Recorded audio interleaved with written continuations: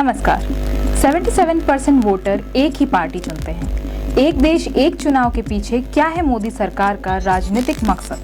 अगर लोकसभा और विधानसभा के चुनाव एक साथ होते हैं तो 77% वोटर्स दोनों जगह एक ही पार्टी को वोट करते हैं। अगर लोकसभा और विधानसभा के चुनावों में 6 महीने का अंतर होता है तो एक ही पार्टी को वोट देने की संभावना 77% से घटकर 61% रह जाती है। दोनों चुनाव में 6 महीने से ज्यादा अंतर होने पर एक ही पार्टी को वोट करने की संभावना 61% से भी कम हो जाती है। पब्लिक पॉलिसी से जुड़े मुद्दों के थिंक टैंक IDFC इंस्टीट्यूट की एक स्टडी में ये रोचक तथ्य सामने आया। तो क्या BJP one nation one election के जरिए इसी वोटिंग पैटर्न को अपने फायदे के लिए भुनाना चाहती है? राजनीतिक जानकारों का कहना है कि केंद्र के लिए पीएम मोदी का चेहरा सबसे मजबूत है। अगर लोकसभा के साथ विधानसभा के चुनाव भी होते हैं तो इसका फायदा बीजेपी को मिल सकता है, खासकर यूपी, मध्य प्रदेश, राजस्थान जैसे काऊ बेल्ट वाले राज्यों में। लोकसभा और विधानसभा के चुनाव साथ होने पर वोटिंग का क्या पैटर्न देखने को मिलता है और इसका फायदा मोदी सरकार को कैसे मिल सकता है? लोकसभा और विधानसभा का चुनाव साथ होने पर वोटिंग का क्या पैटर्न देखने को मिलता है और इसका फायदा मोदी सरकार को कैसे मिल सकता है? एनालिसिस में 2004, 2009, 2014 और 2019 में एक साथ हुए लोकसभा और विधानसभा के चुनाव को शामिल किया गया है। 2004 लोकसभा और विधानसभा चुनाव वोटिंग का पैटर्न। ओडिशा मुख्यमंत्री नवीन पटनायक ने चुनाव होने से लगभग 1 साल पहले विधानसभा भंग कर दी थी। इसके बाद मौजूदा चुनाव में बीजू जनता दल ने 147 विधानसभा सीटों में से 61 सीटें जीती, जबकि उसकी सहयोगी भारतीय जनता पार्टी ने 32 सीटें जीती। साथ ही हुए लोकसभा चुनाव में बीजू जनता दल ने राज्य की 21 सीटों में से 11 सीटें जीती, जबकि उसके सहयोगी को 7 सीटें मिली थी। कर्नाटक विधानसभा चुनाव में बीजेपी 224 में से 79 सीटों के साथ सबसे बड़ी पार्टी बनकर उभरी थी। कांग्रेस को 65 सीटें और जनता दल सेक्युलर को 58 सीटें मिली और उन्होंने गठबंधन सरकार बनाई। इसी समय हुए लोकसभा चुनाव में भी यही पैटर्न देखने को मिला। भाजपा ने 28 में से 18 सीटें जीती, जबकि कांग्रेस को 8 और जनता दल सेक्युलर को 2 सीटें मिली। आंध्र प्रदेश IAS राजशेखर रेड्डी की लोकप्रियता ने कांग्रेस को राज्य और राष्ट्रीय स्तर पर जीत दिलाने में मदद की।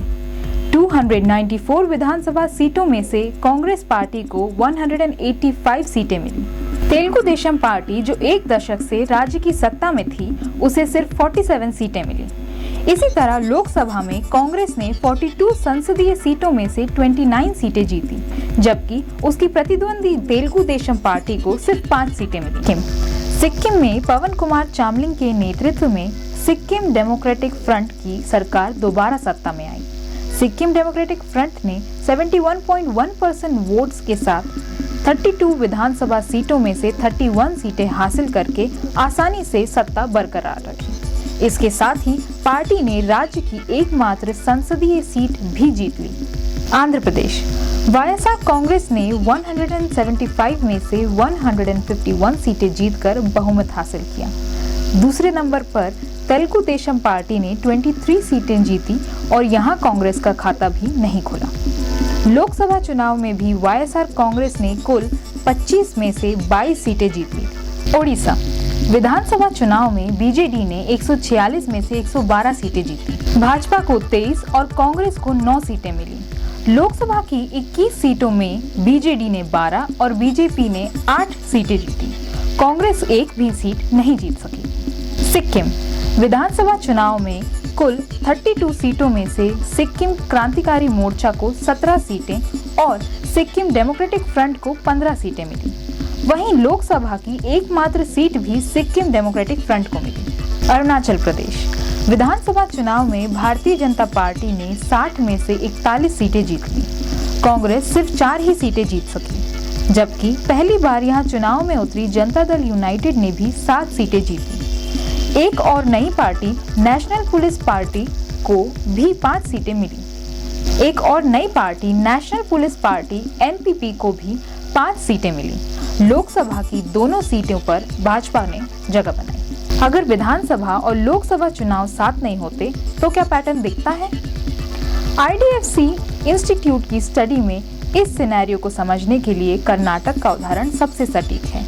कर्नाटक में 1999 और 2004 के विधानसभा चुनाव लोकसभा के साथ हुए, जबकि 2009 और 2019 के चुनाव 6 महीने से ज्यादा के गैप में हुए। 1999 के चुनाव में 74% निर्वाचन क्षेत्रों में एक ही पार्टी के उम्मीदवार जीते। 2004 में 79% निर्वाचन क्षेत्रों में एक ही पार्टी के उम्मीदवार जीते। केंद्र सरकार के पास ज्यादा संसाधन होते हैं, आकर्षक योजनाएं और घोषणाएं करके चुनाव के वक्त वो एक माहौल बना सकती है। इस तरह वो क्षेत्रीय पार्टियों पर एक बढ़ हासिल कर सकती है। लोकसभा चुनाव के लिए 26 से ज्यादा विपक्षी पार्टियां इंडिया गठबंधन बना रही हैं। अगर राज्यों के चुनाव भी एक साथ होने लगे तो वहां गठबंधन पर मामला उलझ जाएगा। उदाहरण के लिए अरविंद केजरीवाल दिल्ली में किसी और पार्टी के साथ अपनी शक्ति का बंटवारा क्यों करेंगे, या ममता पश्चिम बंगाल में ये क्यों करेगी? विपक्षी एकता में इस फूट पड़ने का फायदा बीजेपी को मिल सकता है।